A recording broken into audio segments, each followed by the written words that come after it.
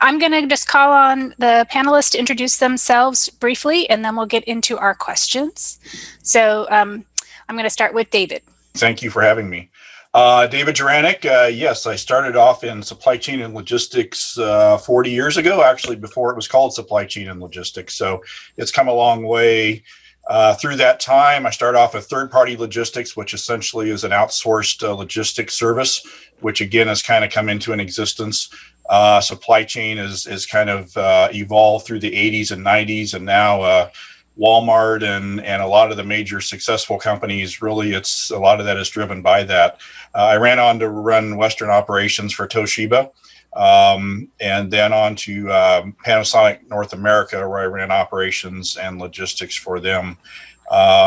Recently, in the past few years, I've gone back to school. I've been working with Cal State Fullerton. We developed an advisory board there for their operations and supply chain program. And I'm also on the board of directors for the Council of Supply Chain Management. So if you have any interest in learning more about supply chain management, please consider reaching out to me. I'm the lead of our supply chain management program at Coastline. David's the advisor for the program at Cal State Fullerton, and we're happy to share more with you about those programs.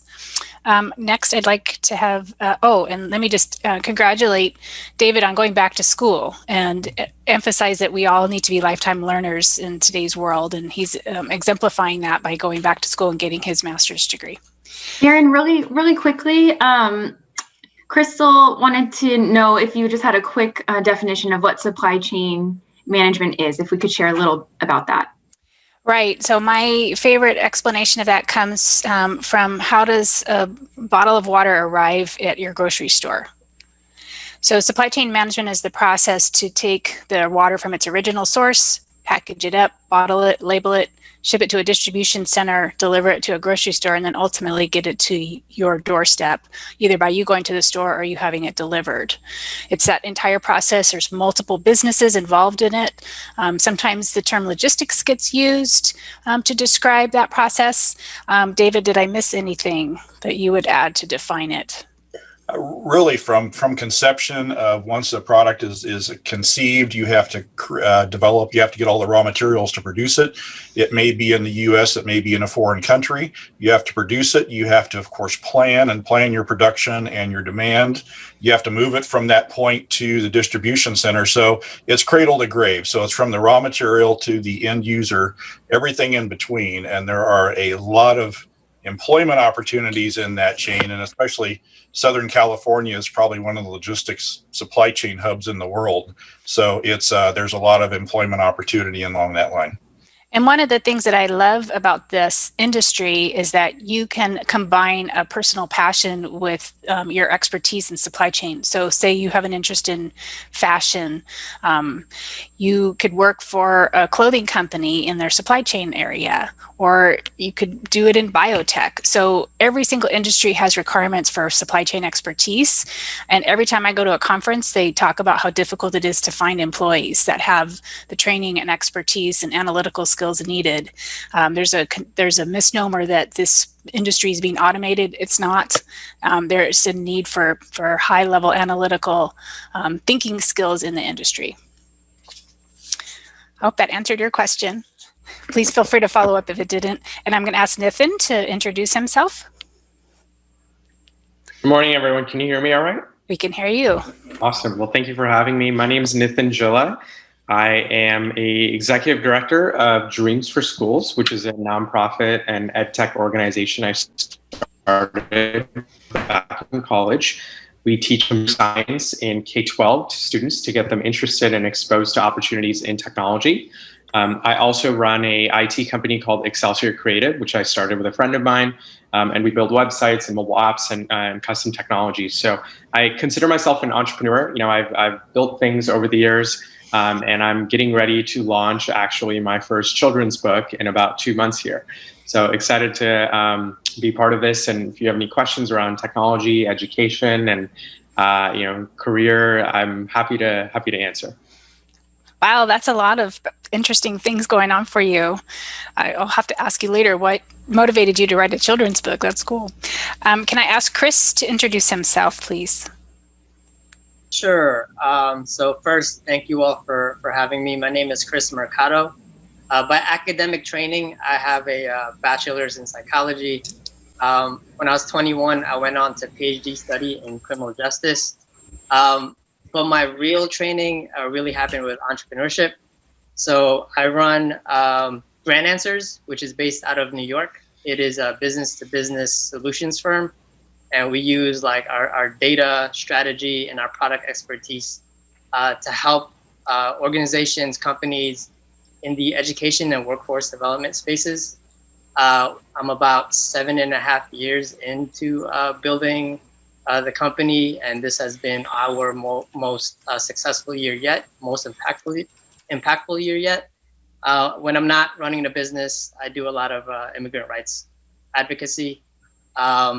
And I'm known for helping train like hundreds of underrepresented folks for careers in tech. Thank you very much. Hugo, would you introduce yourself, please? Good morning, everyone. My name is Hugo Loyola, and I have over 25 years in the educational publishing industry, working in various positions in executive management, marketing, sales, business development, and editorial as well. In 2014, I decided to start my own publishing company. We produced materials for teachers, basically like guides and other types of resources. And I relocated from New York to Southern California that year so we can run the operations. And I was born and raised in Mexico City. I graduated with a bachelor's in business administration and marketing. And I basically, became an American citizen in 2007, which was obviously one of my pride and joys. And earlier this year, the SBDC asked me to join as a bilingual consultant. The SBDC stands for the Small Business Development Center. There are over 600 centers across the nation. And essentially what it does is that the center, the network, which basically functions through federal dollars, is that we offer business entrepreneurs consulting services and assistance to start their own businesses, to grow their own businesses, and to find things like sources of funding, for example, through grants and loans. Throughout this whole pandemic, we worked with thousands and thousands of business owners that were seeking financial relief from various programs. So from the PPP loans to the EIDL loans, through other types of city grants, any kinds of sources of funding that we can help them get access to continue their operations. It's really fantastic to be able to work with very many industries and obviously with business owners of all types and all from all different directions in terms of taking their business in the right direction. So from business planning to execution to funding to growth and expansion, that's basically what we do at the SBDC. And it's really wonderful to see that, this type of organization makes a very, very positive impact in the business community. Thank you, Hugo. Hugo, I would like to emphasize for those budding entrepreneurs that most of the services offered by the Small Business Development Centers, and these are nationwide, they exist everywhere, are free to entrepreneurs or very low cost. And the federal government subsidizes the payments to those consultants. And usually those consultants are hosted at a university or a community college for physical space. So take advantage of those services, please, if you're a budding entrepreneur. If you have an idea to start a business, if you need help with your business plan, with your financial projections for finding funding to start your own business, reach out to us. We're here to help you. And I put the link for the SBDC OC on the chat as well. And Hugo's information is on the webpage as well. So if you want to connect with him and ask him questions, do that. That's a great connection to have. Thank you. I'm going to ask Ria to introduce herself now. Hi guys, my name is Ria. Sorry I was late. I was having tech issues, but I work in the social media and influencer marketing in the beauty and fashion industry. So it's a lot of fun.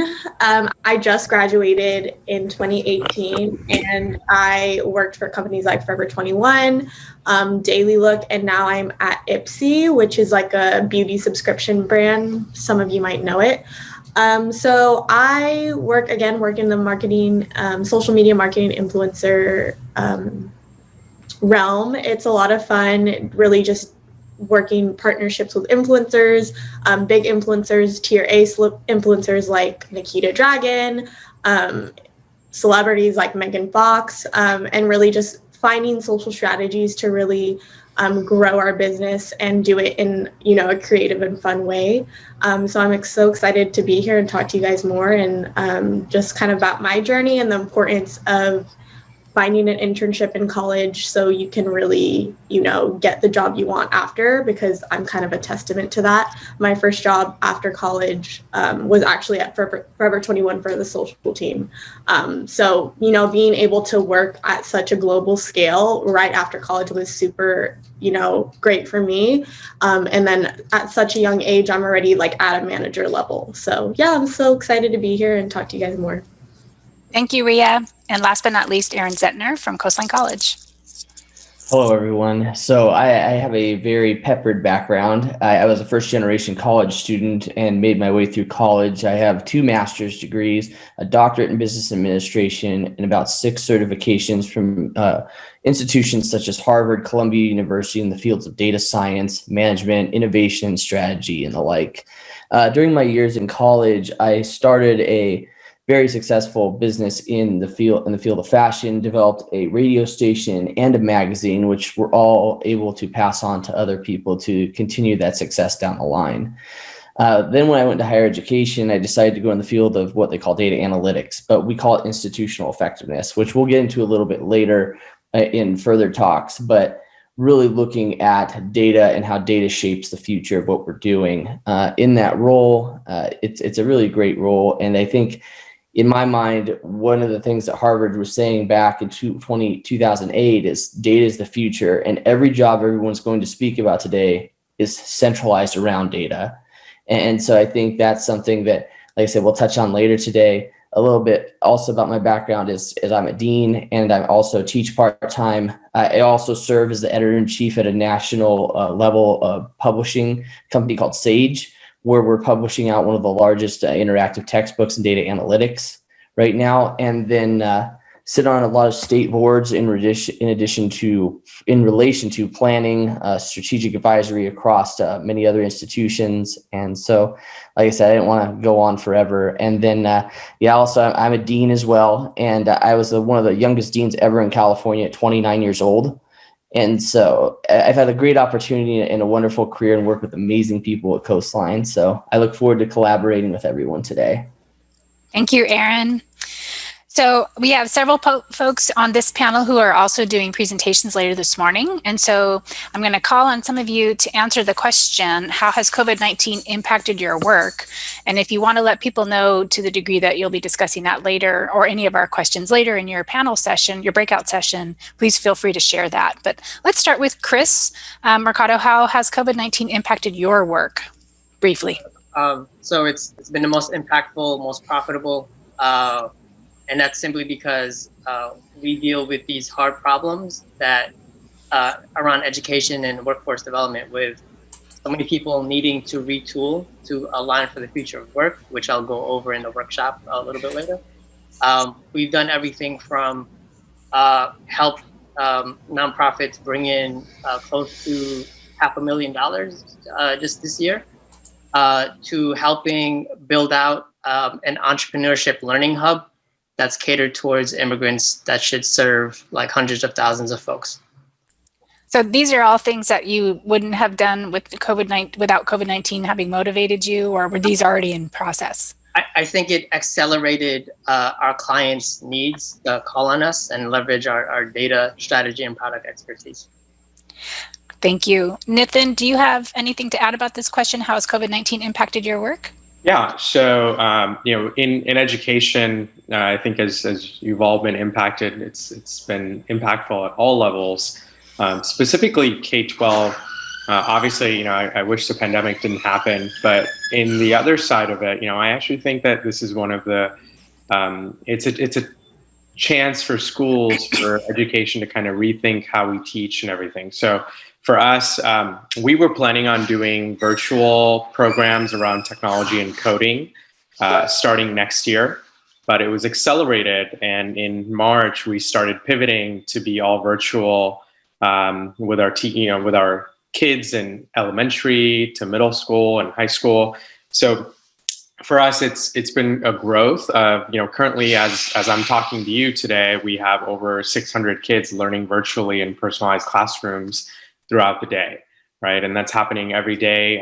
So it's allowed us to kind of expand and challenge ourselves, but it's also allowed us to reach bigger audiences. So we've got kids from DC, kids from Pennsylvania, kids from the Bay Area, and we're also hiring instructors from all over the place. One of the things that we do as an organization is we employ almost over 200 college students every year who we train to be instructors, and we teach them computer science, we teach them app development, web development, and they go out and become our teachers in the K-12 space.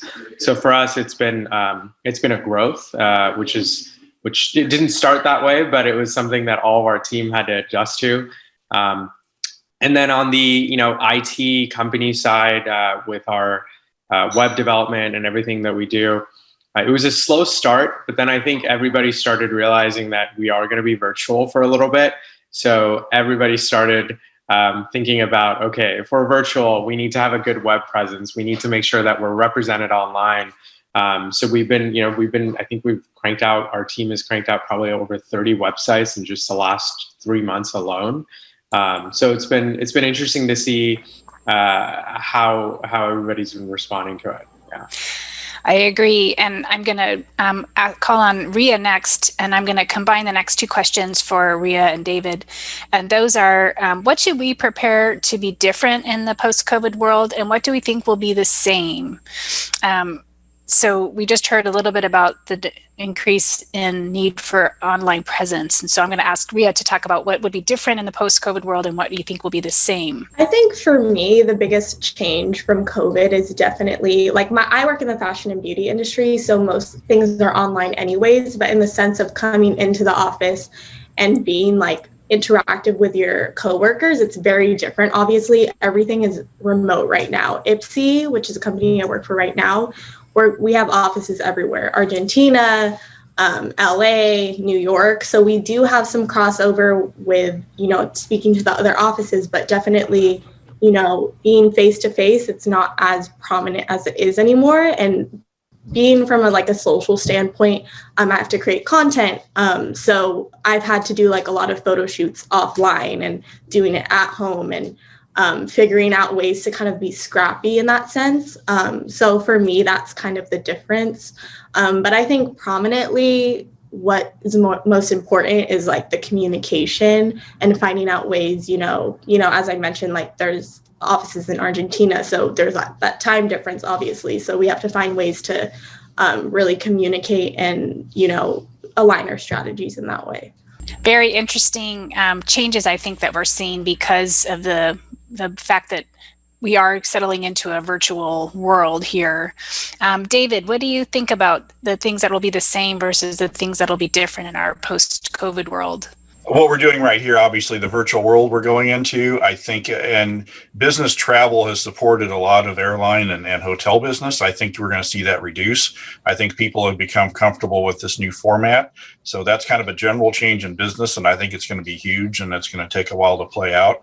I guess as far as the same, and speaking on the supply chain side, supply chain is an essential business, and generally good supply chain practices, I don't think COVID's going to affect one way or the other.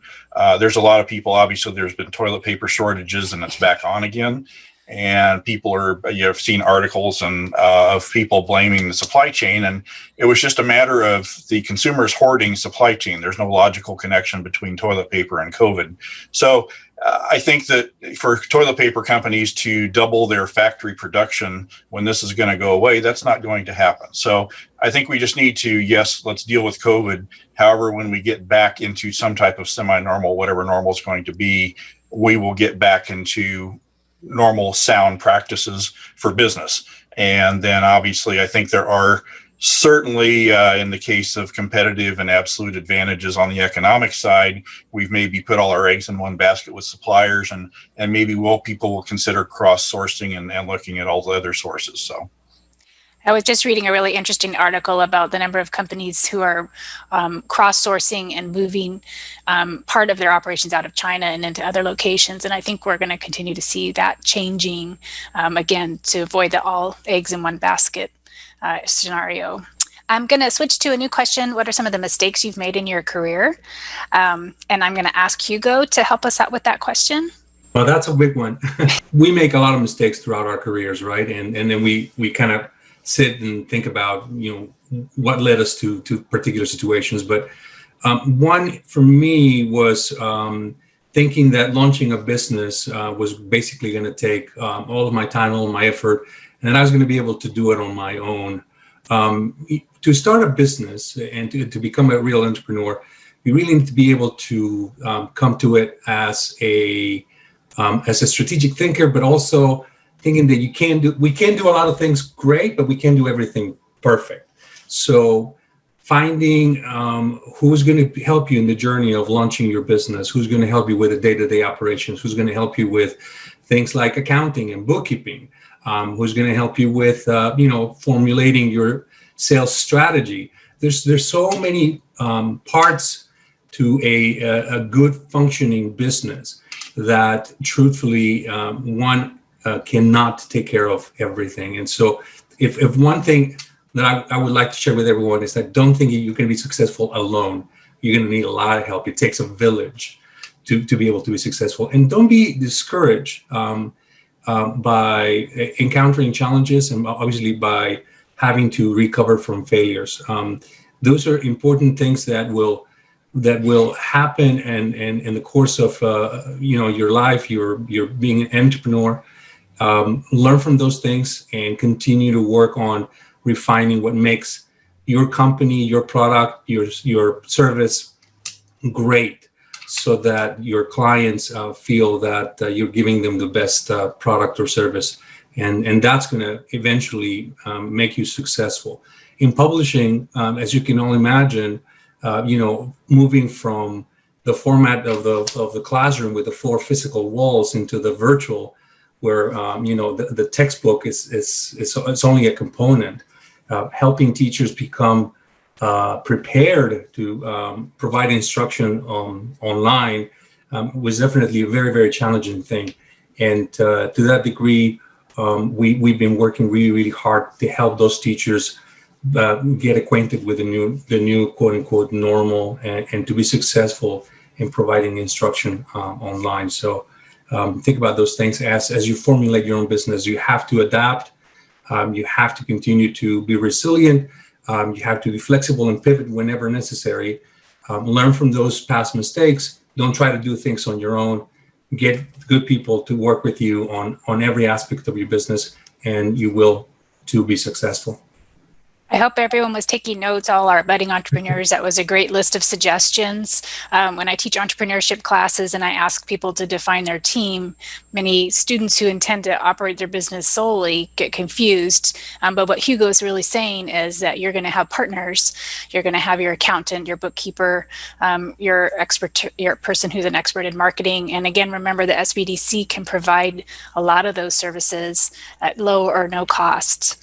I'm going to ask Aaron to answer the same questions, given that he's had such a wide, varied career and background. And what are some mistakes you've made in your career, and potentially how did those end up not being mistakes in the long run? So I'll give you 2 examples of mistakes. I'll give you one from private sector and one from public sector. So from private sector, sometimes, and in the entrepreneurship lens, it is similar to what Hugo said. You can't try to make everything perfect. You can't be everything to everyone. And I think when thinking about that, how do you identify the markets and how do you connect with people? And I really think that sometimes in our own minds, we think we have the greatest idea in the universe, and therefore everyone's going to love what we love.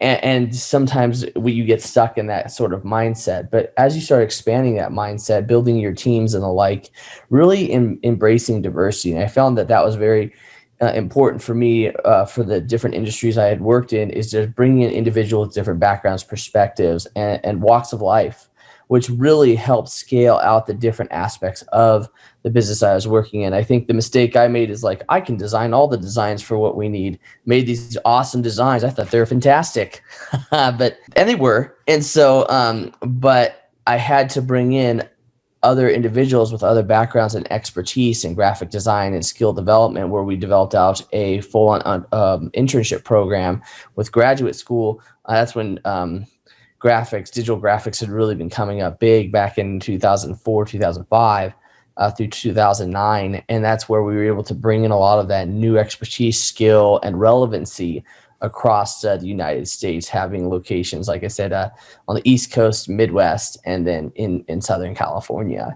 And so that was really exciting to do things like that. And so on the other end of in higher education, really working with different populations of individuals, such as students, faculty, other administrators, and staff members, trying to meet people where they are. Sometimes we lose thought in our own thoughts or in our own perspective to say, let's talk about data, statistics, and all this really fantastic information, where you'll hand someone like a 200-page report and be like, what do you mean you didn't read it? When in the reality is, a single page infographic can tell the same story. And like I said, is it really about the deliverable, or is it about the message you're trying to convey? And so I think really transitioning that from being an analyst who loved to write monstrous reports to now really looking at trying to make a difference and impact others is really putting that information out there. So sometimes you don't have to demonstrate all of your expertise in a single report, document, or whatever it may be, but you have to really go back to the purpose of what are you trying to achieve. And I think that's where all of us, I would probably have to say, have matured over time.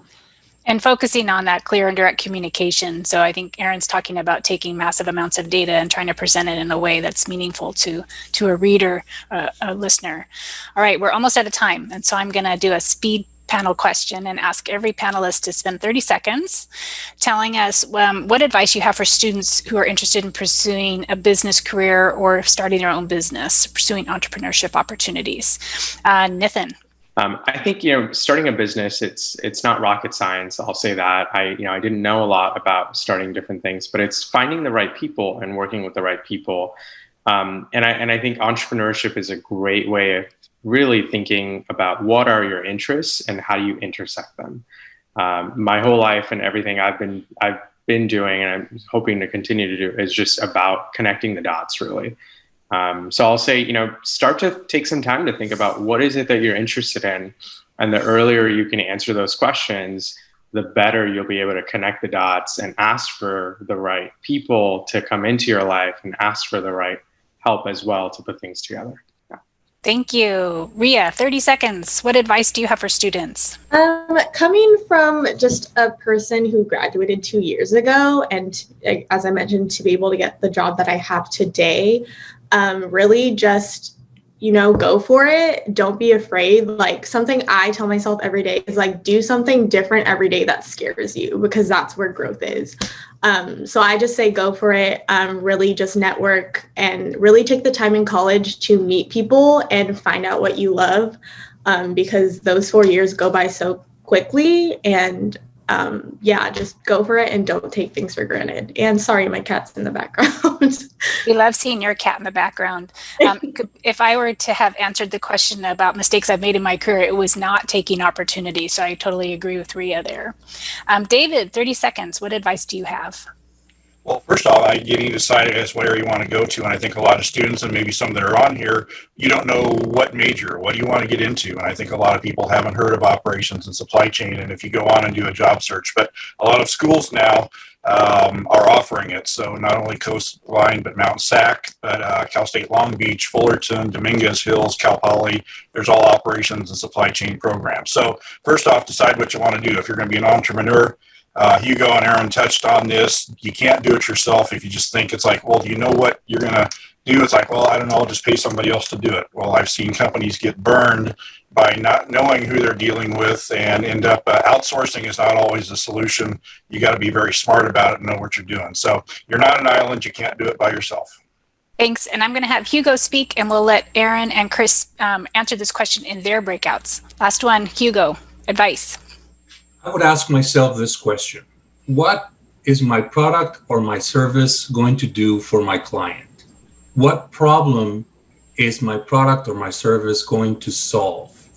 And if we can find the answer to that, and you have the passion and you have the desire, you will find the resources, you will find the tools, you will find the help and support to the SBDC or your entire network of friends and family, your classmates, your teachers, professors.